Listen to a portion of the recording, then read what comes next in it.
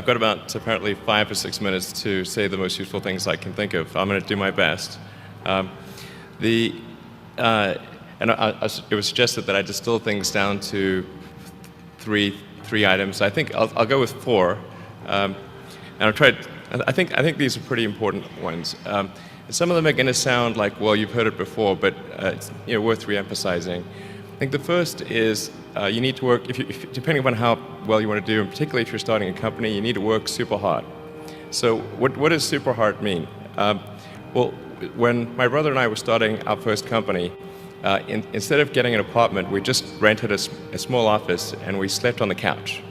And we showered at the YMCA, and we're so hot up we had just one computer. So the website was up during the day, and I was coding at night, 7 days a week, all the time.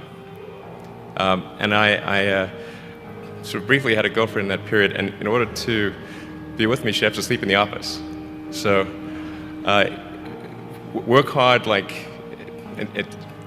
every waking hour. That's the thing I would say particularly if you're starting a company. And I mean, if you do simple math, you say okay, if somebody else is working 50 hours and you're working 100, you'll get twice as much done in the course of a year as the other company. The other thing I'd say is that if you're creating a company or if you're joining a company, the most important thing is to attract great people. So either join a group that's amazing, that you really respect, or if you're building a company, you've got to gather great people. I mean, all a company is a group of people that have gathered together to create a product or service. And so depending upon how talented and hardworking that group is, and the degree to which they are focused cohesively in a good direction, that will determine the success of the company. So do everything you can to gather great people if you're creating a company. Then I'd say focus on signal over noise. A lot of companies get confused. They spend money on things that don't actually make the product better. So, for example, at Tesla, we've never spent any money on advertising. We put all of the money into R&D and manufacturing and design to try to make the car as good as possible. I think that's the way to go. So for any given company, just keep thinking about, are these efforts that people are expending, are they resulting in a better product or service? And if they're not, stop those efforts.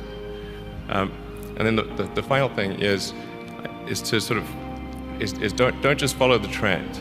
So you may have heard me say that it's good to think in terms of the physics approach or first principles, which is, rather than reasoning by analogy, you boil things down to the most fundamental truths you can imagine, and you reason up from there.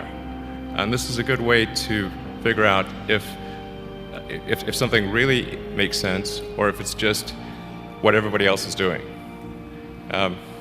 It's hard to think that way. You can't think that way about everything. It takes a lot of effort. But if you're trying to do something new, it's the best way to think. And that framework was developed by physicists to figure out counterintuitive things like quantum mechanics. So it's really a powerful method. Anyway, so that's, and then I think that the final thing I would encourage you to do is, now is the time to take risk. You don't have, you don't have kids. As you get older, your obligations increase. So and once you have a family, you start taking risk not just for yourself, but for your family as well. It gets much harder to do things that might not work out. So now is the time to do that before you have those obligations. So I would encourage you to take risks now. Do something bold. You won't regret it. Thank you.